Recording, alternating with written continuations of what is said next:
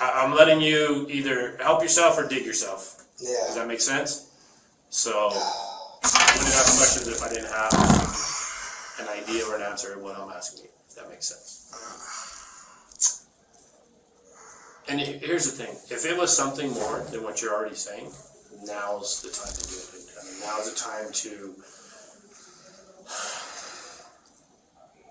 repent or confess, whatever it may be. But it can only get better for you, if that makes any sense. But I need the truth from you, you know. On November 21st, 2022, police in Las Cruces, New Mexico were dispatched to conduct a welfare check at the home of 69-year-old Cynthia Berendzen. Family and friends had grown concerned after not hearing from her for several days. A friend of Cynthia's met officers at the residence and provided a spare key to help them gain entry into the home.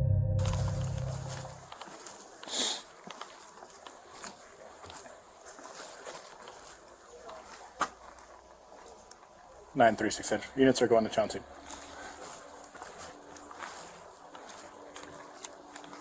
See if it works. See if the key works. 936 on 2. Can you secure the channel for a building check?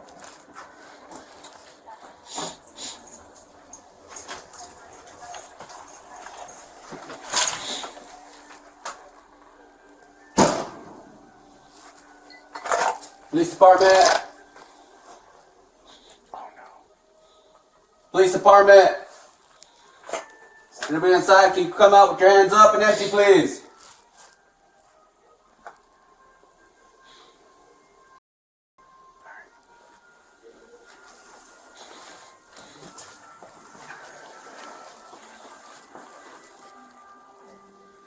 Hold here.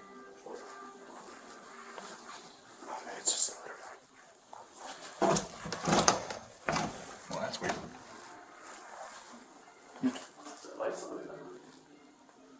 Sounds like a TV's on.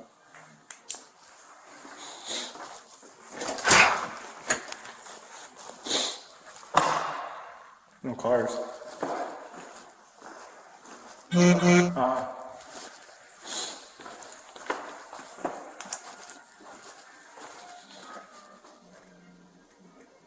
The TV's on?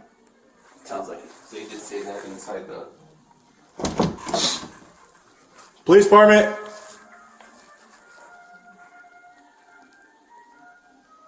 That's fucking weird. Okay.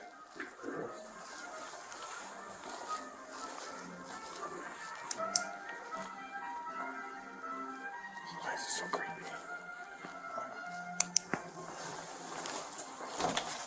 Why are these doors locked, bro?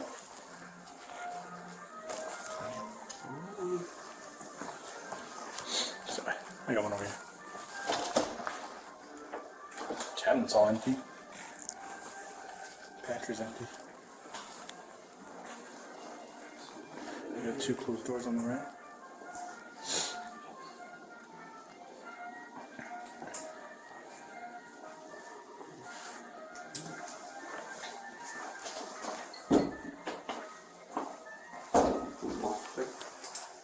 Before that. Security.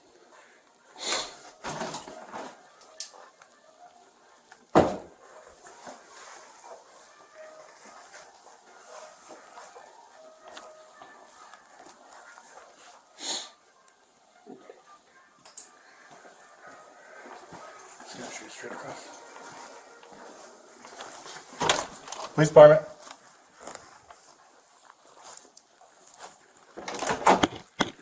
What the? Ready? Yeah.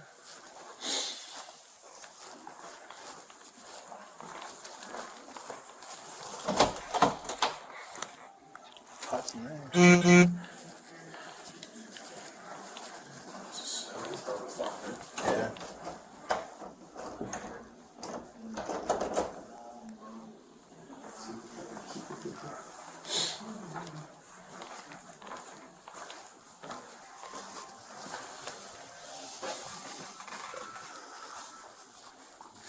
What doesn't want to be closed?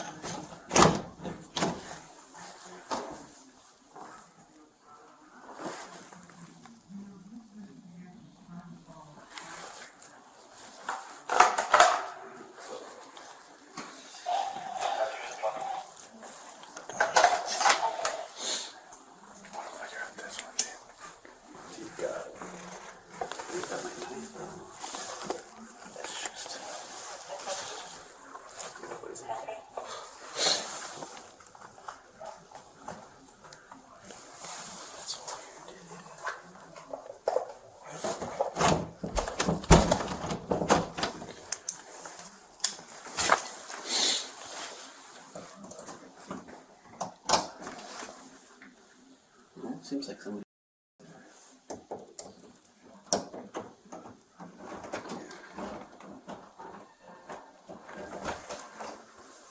I got it.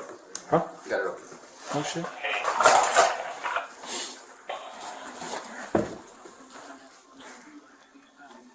Bed's on the left.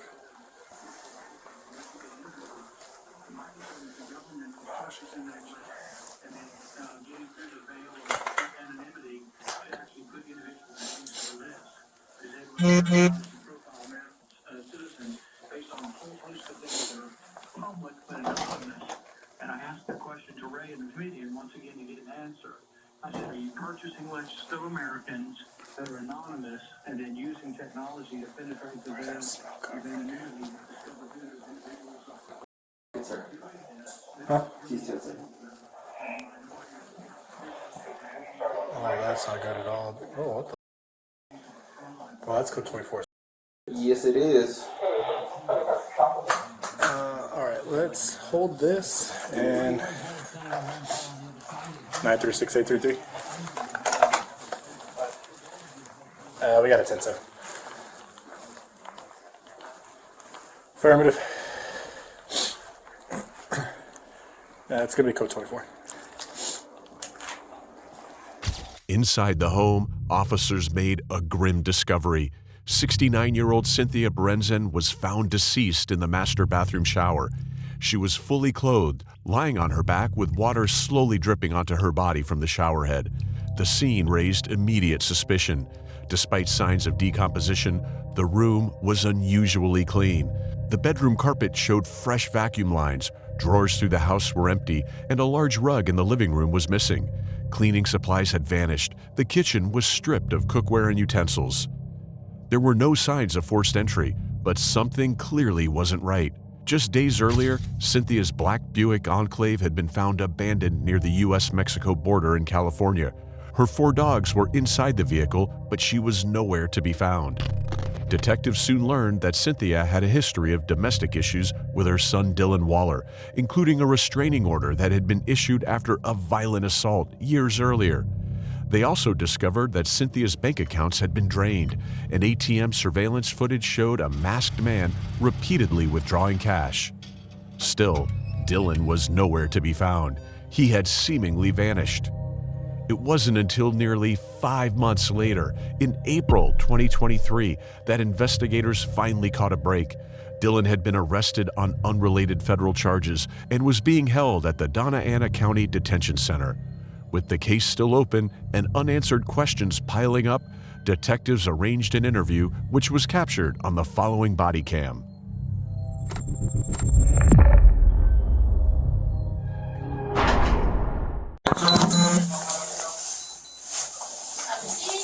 Have a seat, Dillon. Would you like me to come up or? Okay, you'll be fine, right? Yeah. Thank you. You're more than welcome. Alright, Dillon. So, I'm Detective Melinda. This is Detective Money. What's up, guys? Chilling. So, we want to come talk to you. We're investigating some stuff, but we want to just kind of get some basics from you. All right. I know you got picked up the other day here, right? Mm-hmm. I think it was trafficking or something like that. Yes, sir. Okay. So obviously, since you're in custody, we're not related to anything of that, but obviously because you're in custody, we're going to provide some Miranda warnings, make sure you understand those. Okay. So you have the right to remain silent. Anything you say cannot be used against you in court of law. You have the right to talk to a lawyer and have a present with what you're being questioned. If you cannot afford to hire a lawyer, one will be appointed to represent you for any question if you wish. You decide any time to exercise these rights and answer my questions and make any statements. You understand those? Yes, sir. Okay. You want to talk to us once we get into everything about what we're here for? Sure. Okay. Let's just confirm your date of birth. Where are you currently staying? I'm homeless, actually. I was actually in the process of actually getting an apartment this Monday. Oh crap, where at? Either off of Fleming, Missouri, or I was looking at the apartments off Telshore. Okay, nothing specific. Nah. Just kind of looking It was all up in the air. Okay. Before, how long have you been homeless? I'd say like about 5 months. 5 months? Prior to that, where were you living? I was staying with my friend. Okay, and who was that? I don't really have to give a name. Okay. In the city or in the county? And what's really just Doniana is like more out, right? That's county, yeah. Okay, yeah, then in the city. Okay. And prior to that, where were you staying? Let's see, with my friend Cassie. Cassie. Okay. And prior to that?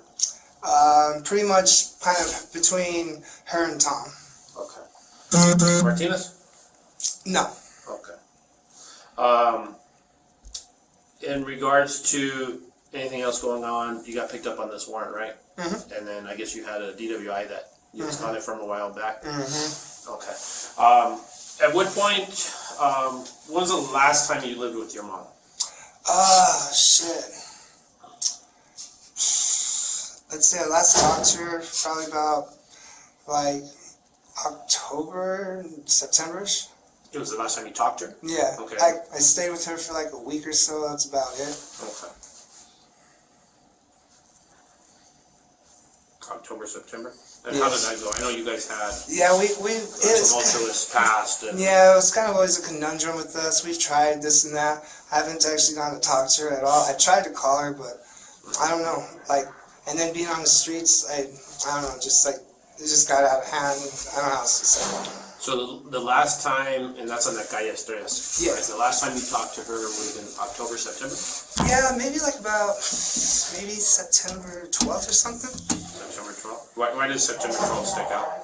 I don't know, just given like a date in general. September 12th-ish? Okay. And what caused you to leave? Just us not having like, you know how to say, good morals anymore. We always were getting on each other's cases, just being around each other too much. Good vibes together. Yeah, and then finally, like, even when I saw her, I said, do you think I could probably stay here? She's like, I don't think it's a good idea. And I was just like, alright. Okay. What was the kind of the background of that? Of your not getting along? Basically just my history of being a drug addict on the streets and this and that. You know, she gave me multiple times to try and this and that, and it always failed. And, you know, so just had to learn to live with it. Okay. What was it like the last time you talked to her? It was alright, you know, we got to talk for a minute and stuff, and I don't know, I could just feel that it wasn't really at that time to, like, move back in and shit. Okay. Outside of that, did you guys have any other dealings, phone calls, Can't really say. like supplement stuff? Did she send you money? Oh, no. The only other time she actually really helped me out was I was last locked up, was it 2020, she put a $100 bail on me, and then I continued with court, and then I turned myself in to do those 3 months, and then we tried to reconcile then. I stayed for like 3 days, but within those 3 days it just showed like, no way. Yeah, it didn't work. Okay. But as far as that September, from September on, she didn't funnel you money, didn't Nope. give you anything, any help at all or anything like that? No, sir.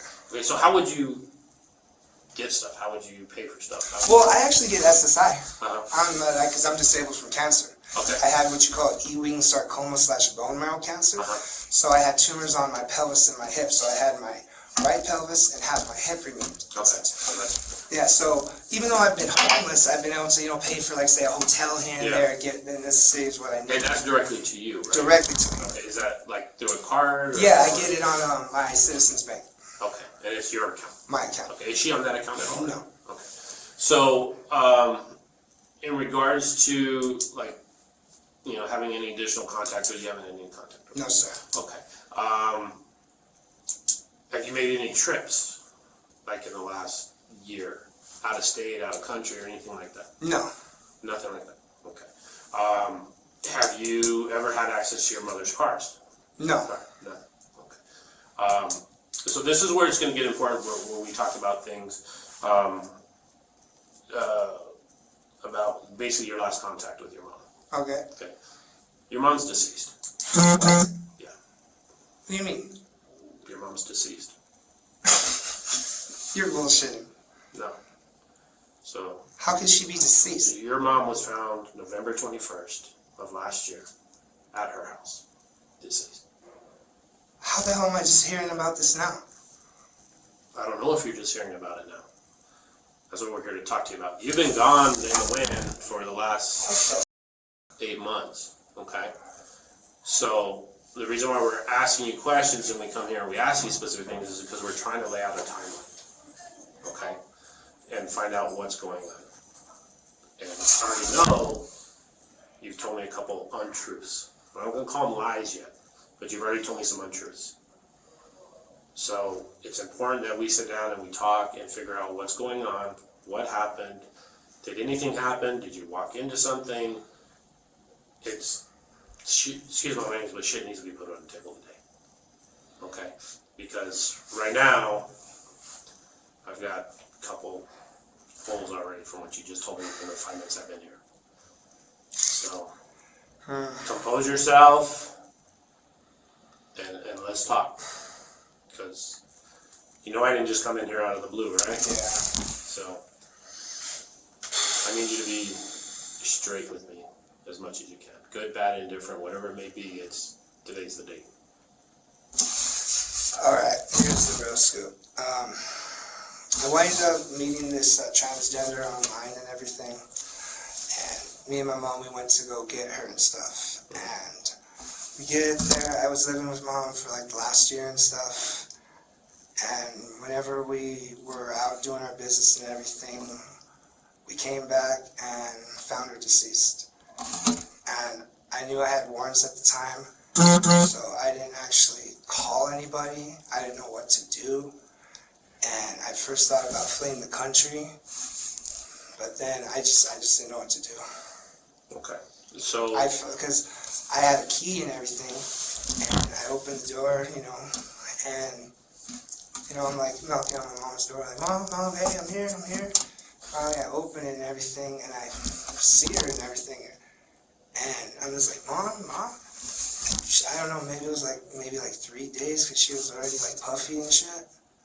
So, that's pretty much the reality of it. I found her deceased and I didn't know what to do. okay. So tell me what you did do. I understand not knowing what you didn't know what to do, but what did you do? Like, there's specifics and details that we know. Yeah, like the house was clean and stuff. Okay, what else? That's pretty much really it.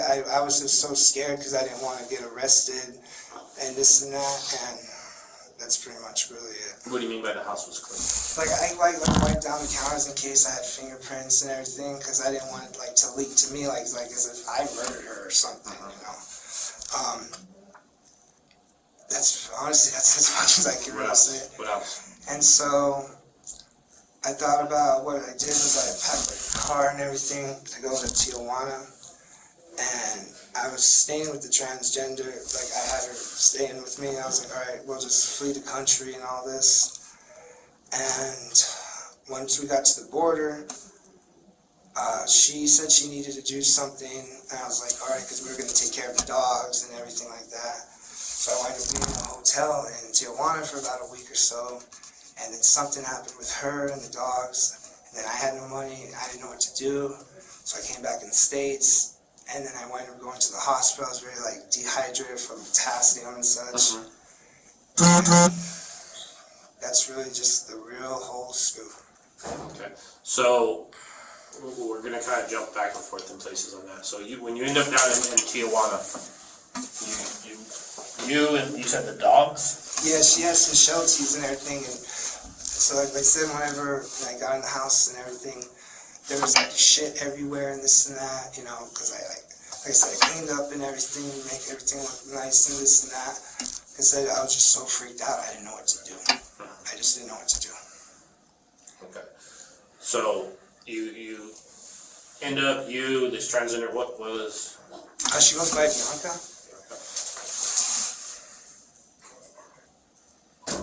I don't know her actual real name.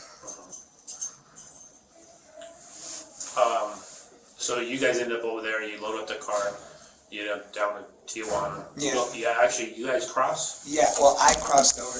She said she needed to do something to make sure her food stamps and everything was still able.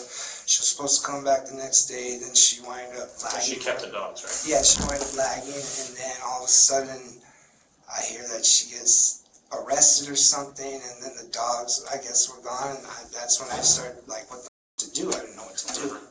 So then I just crossed back over, and yeah, this is just something I've been, it's just bound to happen. Yeah. So loading up the car, describe what you loaded. Oh, just necessities, shower gel, clothes, pretty much that, dog food and this and that.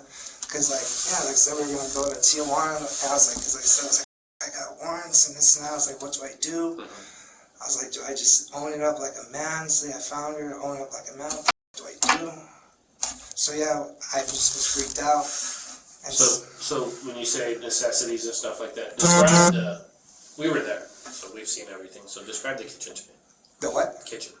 It was Fridge, cabinets. yeah, it's cleaned out and everything. Just emptied out all the food and this and that. What?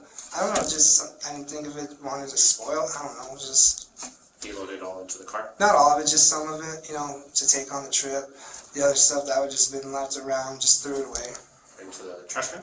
There at the house? Oh no, like one of the dumpsters around Pickwick and shit. Okay. What about furniture, Oh, no. blankets, rugs, No. anything like that? Nothing with the living room rug? Oh, like I said, like that, you know, shampooed it and everything. That's about it. You shampooed it? Yeah, because like I said, there's dog shit on it and everything. And then what'd you do with it? Because it's gone. Threw it away. Where did you throw it at? Pretty much like the same like dumpsters around Pickwick, or the Circle K, the one on Sonoma. By that car wash, back there behind the car wash stuff? Mm-hmm. And you took her car? How did you get to her house? What's it called? Well, they said we were staying together and everything, and it was actually I went and hung out with some friends for a few days and everything, and with Bianca and everything, and then that's when we came back, and everything was just, the dogs didn't, like I said, it was all, the house smelled like shit and everything. Came back, her door was locked when it's never locked, and I unlocked it and everything, and because there was like a horrible kind of smell already happening, and then found her, and I just panicked and freaked. I didn't know what to do. Yeah, what did you do? Tell me what you did. You opened the door to the house or to her bedroom? Yeah, you know, get into the house. Yeah, and then the you see her door, right away, right? no, because her door to her room was locked.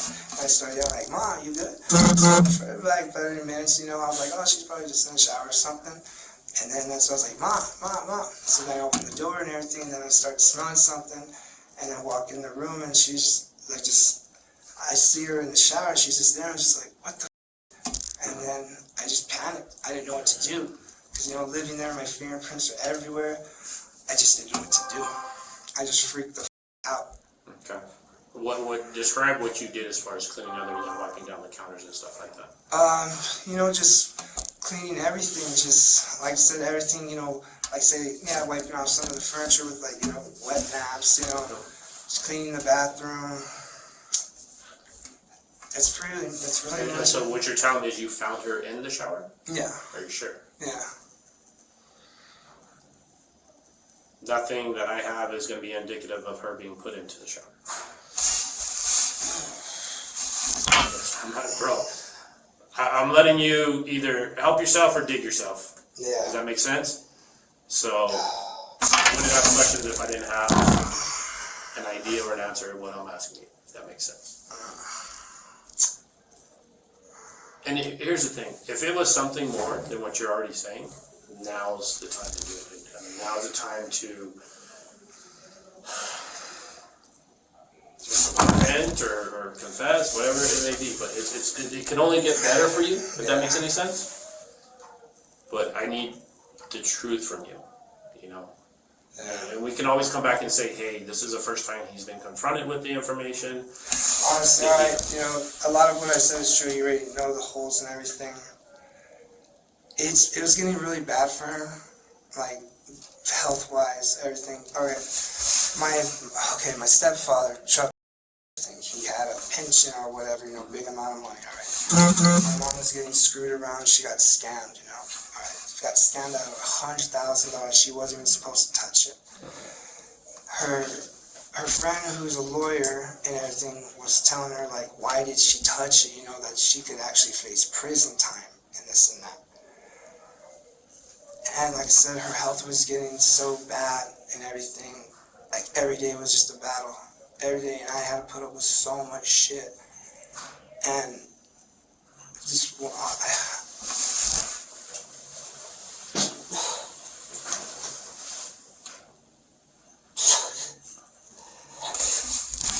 I thought I was doing what I thought I was doing the better for her.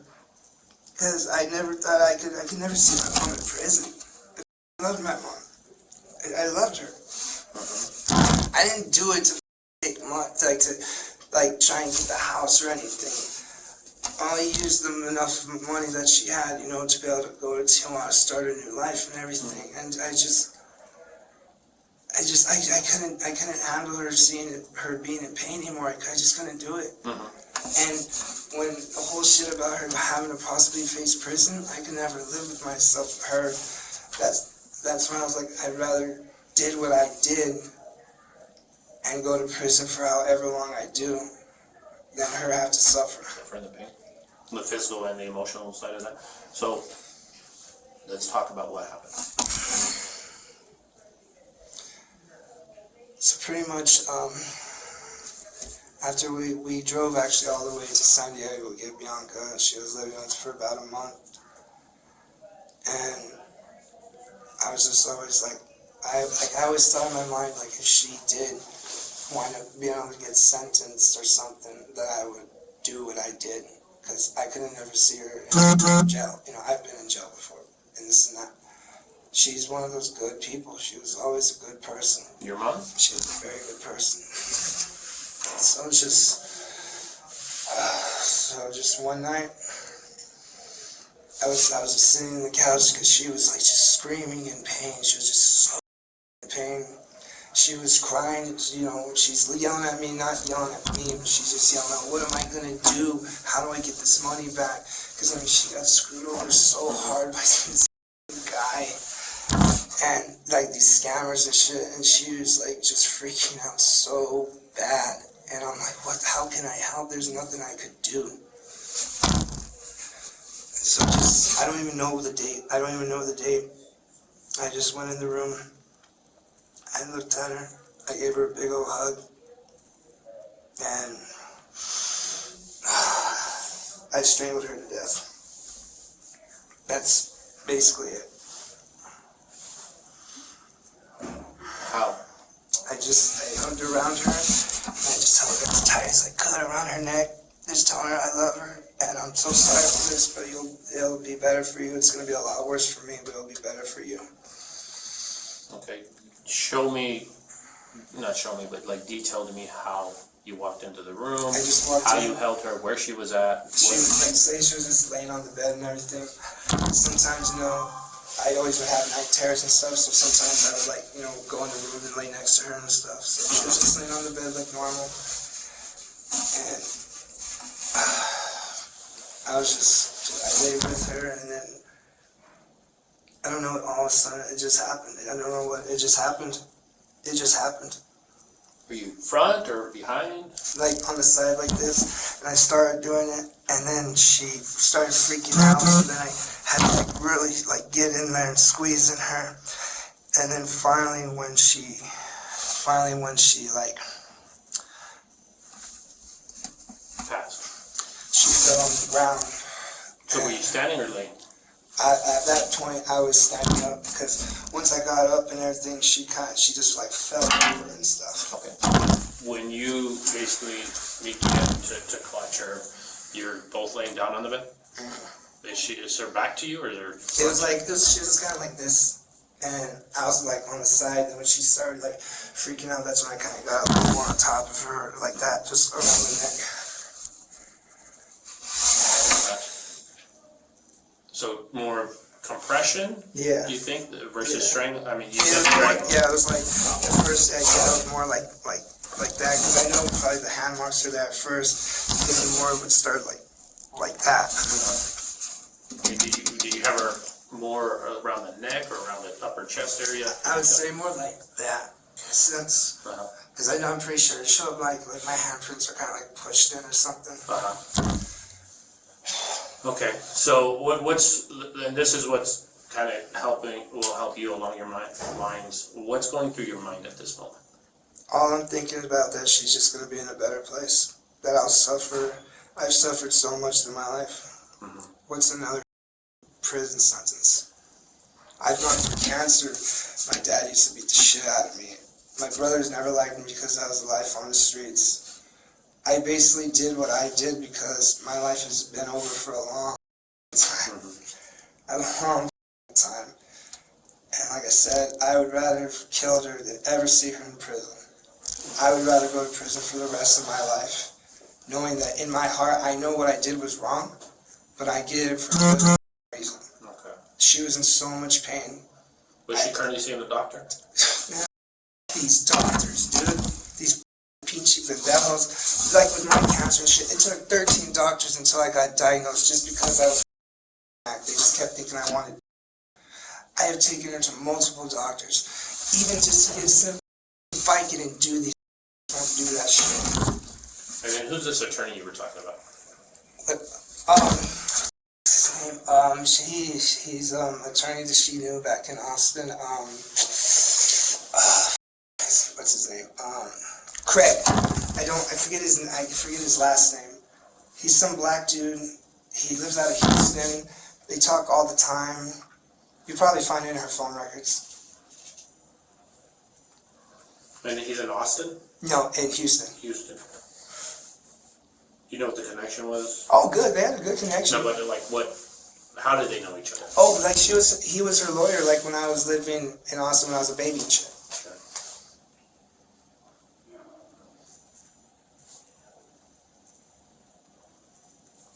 Okay, so we'll go back to basically she stops moving, you stand up, she falls to the floor. What happens? Honestly, I didn't touch her for like 5 days. I was just so freaked out. I didn't know what to do. It felt like it was a dream. Like, I just kept thinking like she's gonna wake up. And then that's when it just hit me. I was like, I gotta flee the country. I gotta get out of here. You know? And that's when I packed up everything, the dogs, drained her account, my account, to have at least enough money to get a little startup over there. And let's jump there now. We're gonna go back here in a little bit, but let's jump to the draining her account. How did you do that? About it was like 3 or 4 times at like the ATMs, just pulling out leave 800 or something at a time. Okay, using her card? Yeah. Okay, and what were you driving on those days? Her car. Okay, and who was with you? Bianca. Okay. Would you know the banks? Tell me the banks. Just like Pioneer off of University, Pioneer by off Roadrunner, and a few times at Walmart. Okay. And during this whole period of time, where's Bianca? With me. She was there when it happened? Well, she was in the other room. She didn't know what I did until I told her. How after did you tell her? How long after, right away? Like about an hour. Because I was just sitting there next to her, just So what was her response? she was freaked out. Because I was always telling her, I was like, I swear if she ever has to get sentenced, I'm gonna make sure she doesn't have to suffer that horrible fate.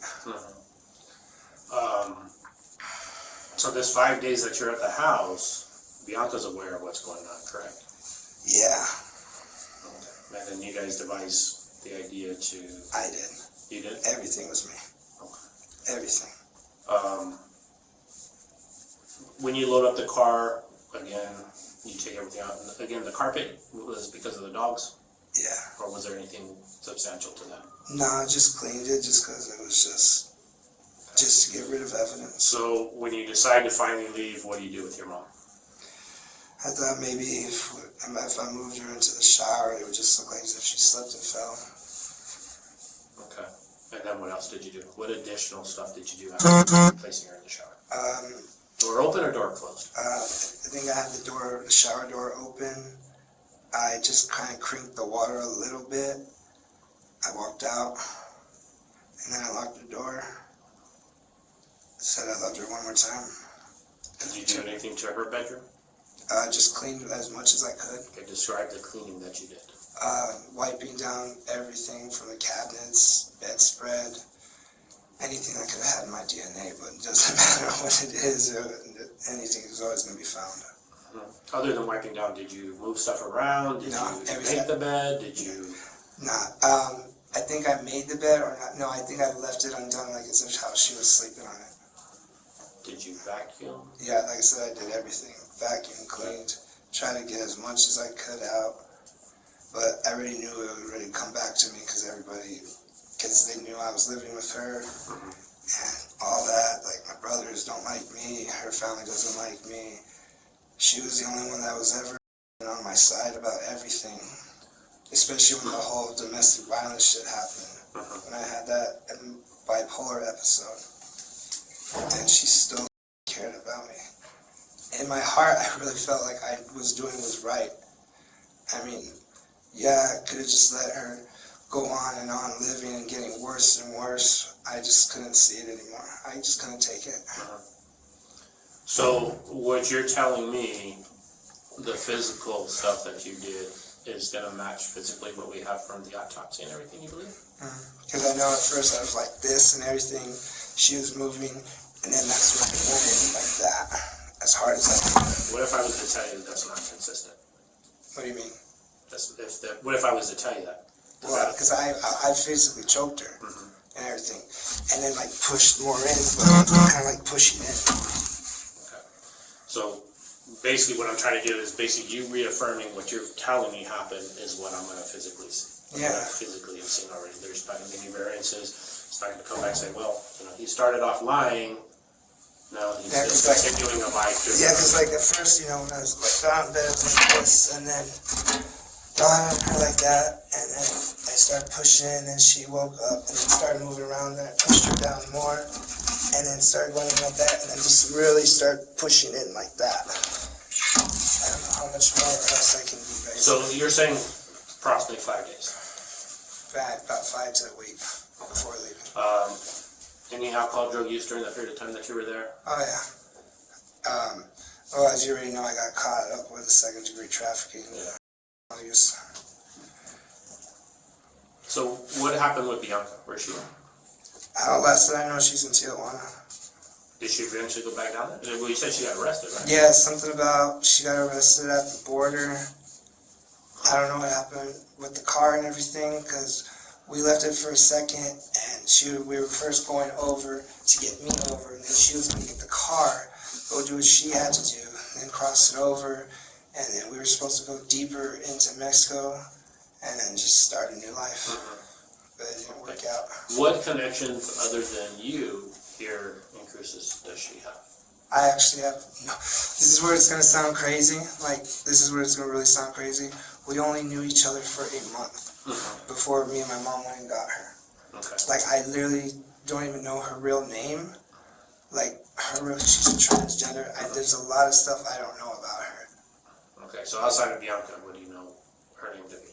I think it's maybe Lewis. I saw her license before. It was like Lewis, or maybe it's like Lewis, something like that. Okay. Gender X. And it was a California ID? Yeah. Okay, any ties to anybody here in town, whether it's Cruces or out in Doña? No. Nothing. Had you guys been staying with? Yeah, we were there. Well, like, she stayed with us for about a month. Yeah, because like I said, prior to your mom's, did you guys stay anywhere else together? No. Okay. And you had told me you were staying with Cassie, was it? Those are all lies. Okay. Everything in the very beginning was just all lies. Everything I said these last 5 whatever minutes is all the truth. Okay. Who were you staying with prior to that? Her. It's only been my mom and me.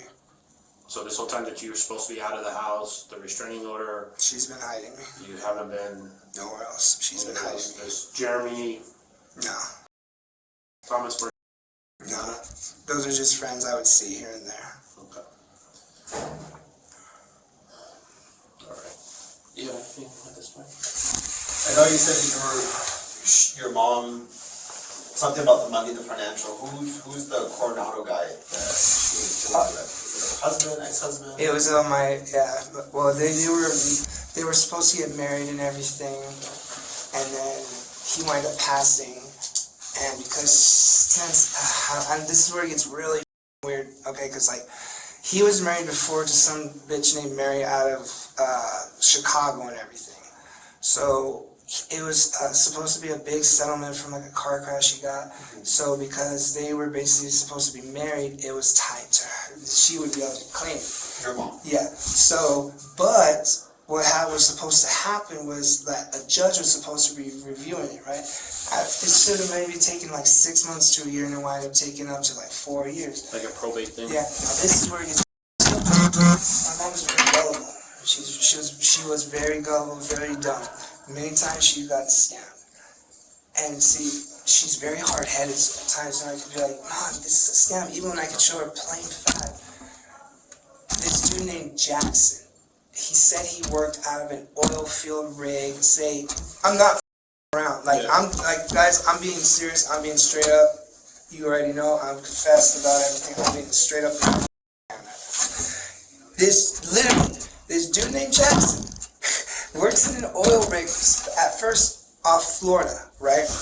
And that he is somehow this like main dude in everything to the ties of like the oil rig and everything. But something about this is where it's really stupid. Like I couldn't even like I literally like the first time when she drained like 50 grand and sent it in the mail, I freaked the out when she told me. I was like, you did what?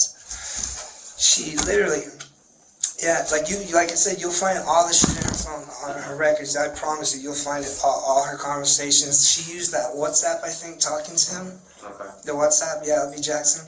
Like you'll even guys, when you see it, you'll even find the picture of the dude that is so photoshopped. And because then I downloaded an app on her phone and was able to trace the actual photo and even showed her. And even at first she even believed it, and then all of a sudden didn't believe it.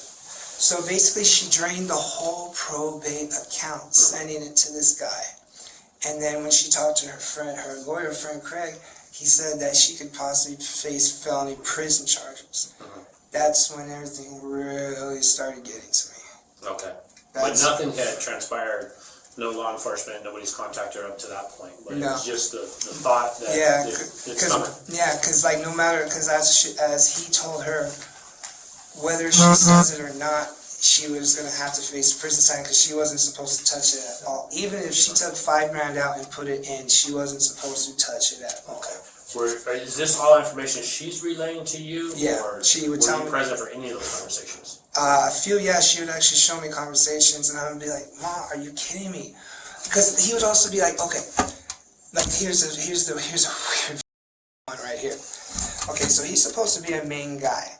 He's supposed to need money to be able to leave off the oil rig, to go back to Florida, and then be able to send it back to her, but somehow can't access his account until he's actually on the land.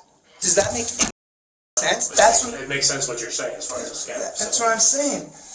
Like, and I mean, I'm like, Mom, are you kidding me? Even like full face in her face about it.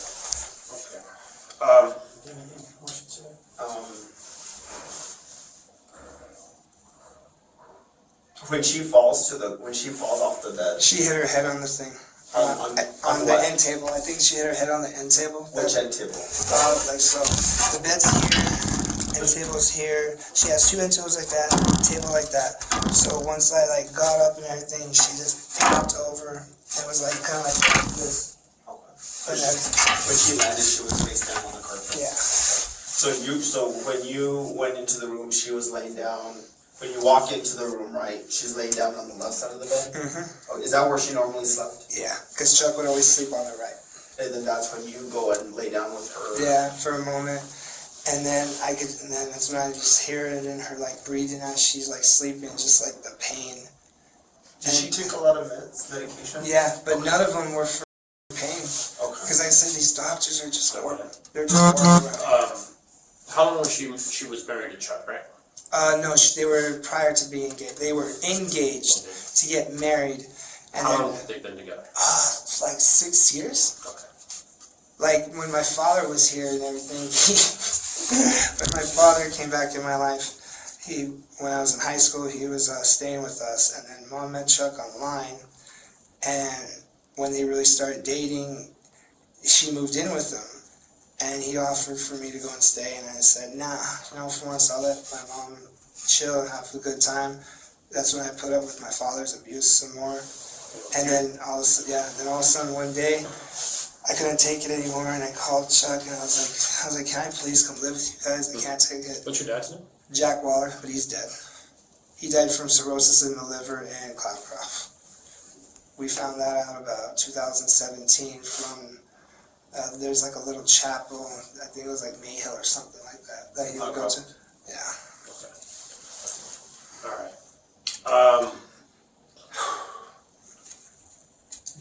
When you went into the room, was it morning, night, afternoon, just night? Probably like around 12 o'clock, 1 in the morning. Like midnight is when you went in there?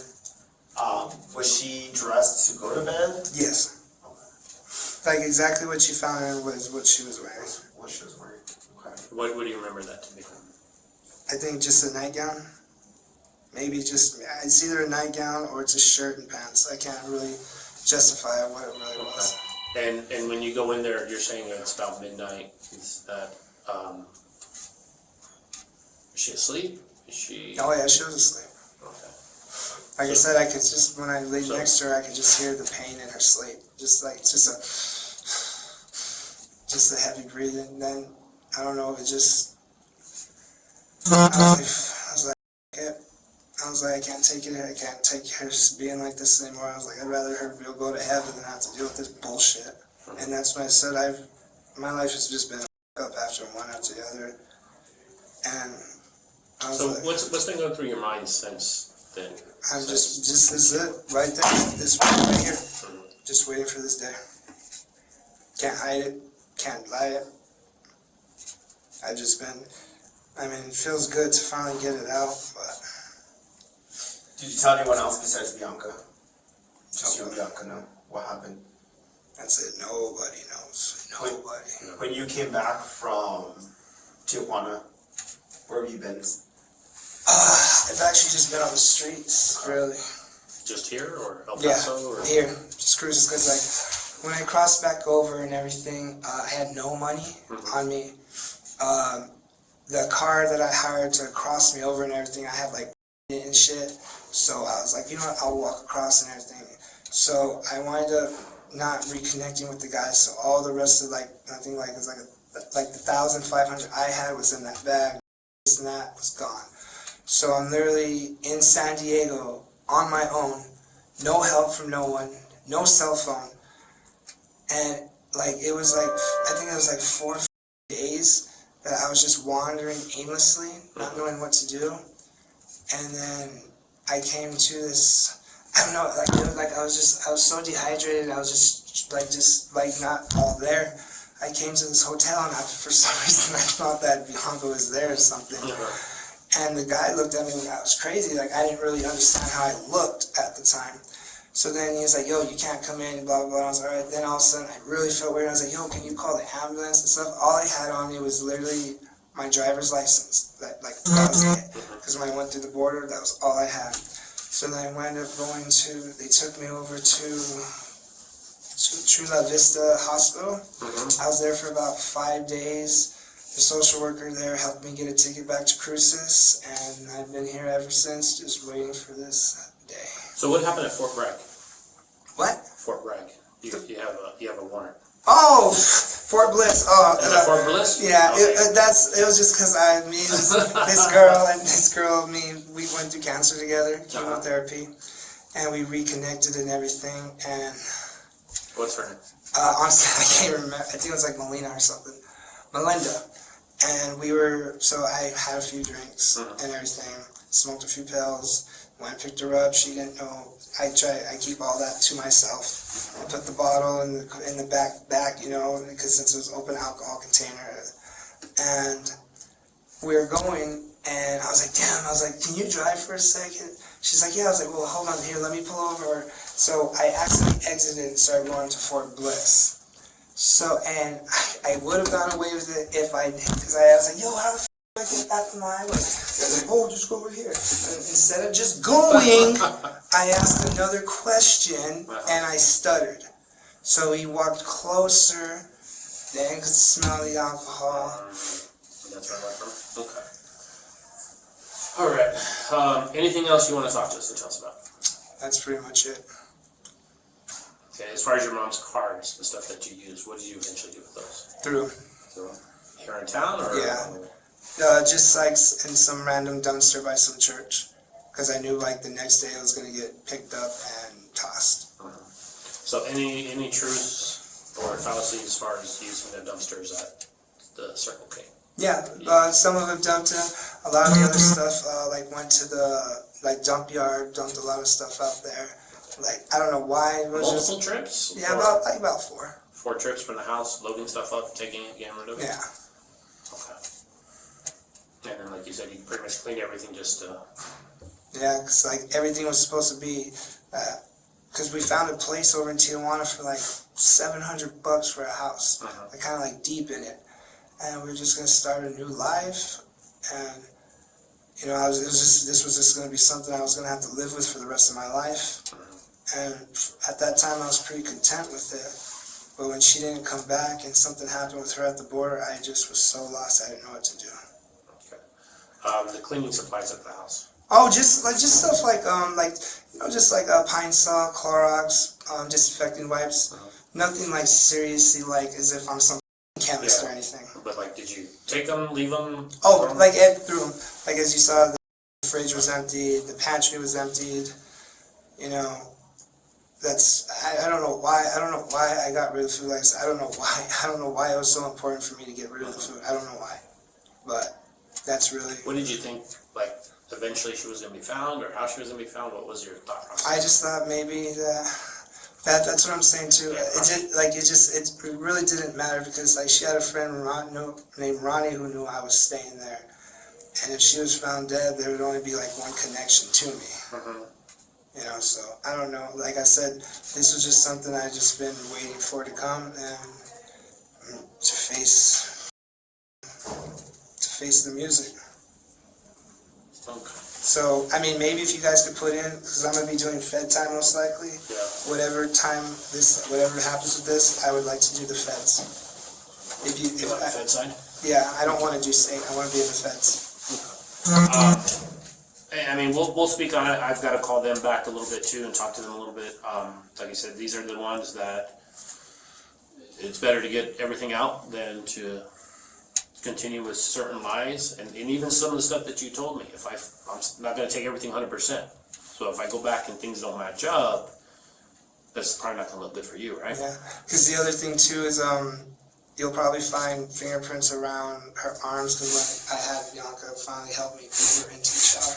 So that's some more of the truth. But honestly, when I first did, I tried to use a bag, and then she fought me. That's when I got my hands around her. And that's when I really started pushing it, and then with all my might. So then it kind of like wrapped around like this, and then just really, just like there was no like blunt trauma. I didn't bash her head in or anything. It was like I was trying to like say my goodbyes. Okay. You said you were trying to use a bag at first? Yeah, because I thought maybe if I used the bag, it wouldn't show my handprint, so it wouldn't lead to me right away. But the more she fought, and when she freaked out that what I was trying to do, you know, she screamed out, like, help me, Jesus, and everything, and I was like, if I leave now, she's definitely gonna call him, that's attempted murder. So then I was like, just do it. And that bag? It was just like a black normal bag, like a trash bag. A big hefty bag? Yeah, like a big hefty one, but bitch was strong, she's always been a tough one. Oh, she's always been a tough one. What did you do with that bag? Like everything else, just threw it away. Okay. You said you had to get Bianca to help you. Yeah. So when you moved her from the floor to the It was just normally like I was like grabbed her wrist and just went like that. Put her in the shower. The ankles, and so when I put her in the shower and everything, I kind of put the bag on her face because I couldn't bear to look at it. So then the day that we were to take off and everything, I went in the shower. I could already smell her, like, just whatever. And then when I pulled the bag off, my hand was shaking so bad because like maggots were already forming. And then I kind of just sprayed her down with some chemical cleaner. I don't know which one it is. And then just turned on the faucet, and that was it. Describe how she was laying in the shower. Just like Like that. Was she flat? Was she Yeah, propped just up? a little bit? like her head was a little bit against the back part, and it was just like that. With the lotion, like the conditioner bottle, that maybe she like was going in to turn on the water, then slipped and fell.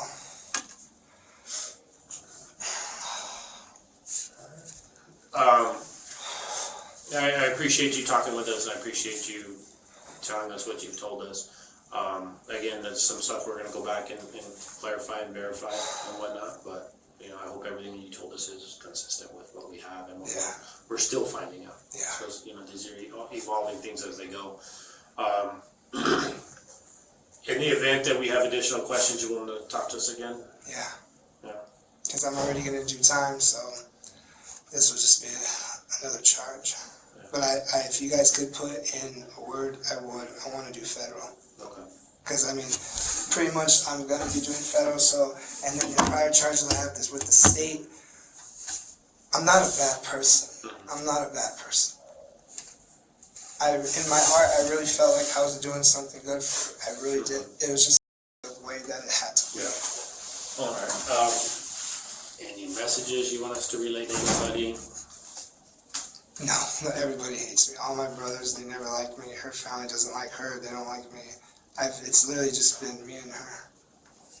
It's only been me and her. And even as rough as it's been between the two of you, it's She been the two of always, you. yeah, it was always just us. Like I said, especially with the whole restraining order. Because at the time too, when I had that one warrant, she couldn't take it off. It had to be more than like 3 years or something. And then I had another warrant, but she needed help a lot. I needed help too, so she would hide me and this and that, you know. It's just a roller coaster. Yeah. Okay. All right. I don't have anything else. If we need to, we'll come back and talk to you. Yeah. All right. And then we'll call we gotta go back. We'll call the feds and the states. Yeah, but if you really can't sign, I just hear that the feds are a lot better. Yeah. Like with programs, like I'm probably gonna be doing now that I've confessed to this probably 20 years or something. I'd rather at least be in federal doing something good, like getting degrees, and because I love to read and all that shit. So now that I've confessed and everything, I just would like a little help like that. Because I'm willing to do the time, I just don't want to do state. I don't want to do state time. I want to do federal. If you guys can somehow help me out like that. We can mention it. We can mention mention it. it. You know, obviously, any charge that we come up with is gonna be a state charge. Yeah, But we can, a lot of times they'll work stuff out, yeah. do concurrence or whatnot, so. Alrighty, any questions for us? How did you guys hear?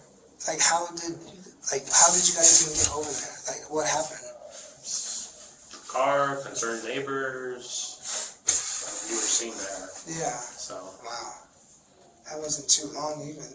You said the 21st? Yeah, I think it was the 21st that we got there. And I think it was was it the 8th? I know it was November. No, that was just a week later. The 21st, that was just like a week later. Yeah, there wasn't a huge gap of time. It might have even been less than a week from the time you left to the time we found her in there. That's crazy. So. Alright, guys. And we can't divulge everything. Yeah, I gotcha. I know you can't say names and this like that. Alrighty, we'll get you going, get you back up there, and then we'll kind of just stand by for stuff. I know you got a hearing tomorrow. Yeah. And what we talked about today it may affect what's going to happen there tomorrow. So. Yeah. Alrighty. No other questions for us? Nah. I will let him know that you're ready to go back.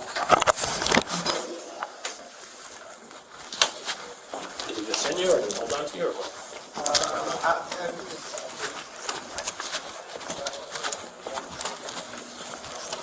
Well, let's turn you over to somebody.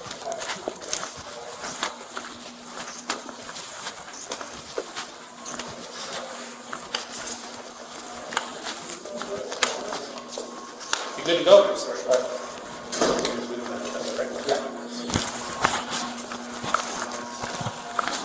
Hello. Hi. Good, and you? In a recorded jailhouse interview on April 6, 2023, Dillon Waller finally told detectives what they had long suspected, but the details were even more disturbing than expected. He admitted that he strangled his 69-year-old mother, Cynthia Berendzen, as she lay in bed, claiming it was an act of mercy. He described holding a plastic bag over her head and then using his arms to squeeze her neck until she stopped moving. Afterward, he staged the scene, moving her body into the shower and positioning it to look like an accidental fall. He cleaned the home, vacuumed the carpets, discarded cookware and cleaning supplies, and threw out a large rug, erasing as much of his presence as possible. Dillon then fled the state using Cynthia's vehicle and debit cards, draining her bank accounts in the process. He traveled with a companion to California, abandoned his mother's SUV and 4 dogs at the U.S.-Mexico border, and eventually crossed into Tijuana. When he returned to the U.S., he lived on the streets before a social worker helped him return to Las Cruces. Months later, he was arrested on unrelated federal charges, which finally gave detectives the opportunity they needed to confront him. In December 2024, Dillon Waller was convicted of first-degree murder and tampering with evidence. He was sentenced in February 2025 to life in prison for the murder, plus an additional 3 years for evidence tampering, sentences to be served consecutively. He will never walk free again. As for Cynthia Berendzen, she was more than just a victim in a tragic story. Cynthia had endured multiple health challenges, including diabetes and a history of strokes. According to those who knew her, she often kept her struggles private. Though Dillon claimed she was suffering and feared legal trouble, investigators found no evidence to support those claims. There were no open charges or pending legal action, and the medical examiner found no signs of trauma at the scene. The truth is, Cynthia's life was taken, not because of any pain she couldn't bear, but because of a decision her son made in secret, and then tried to cover it up.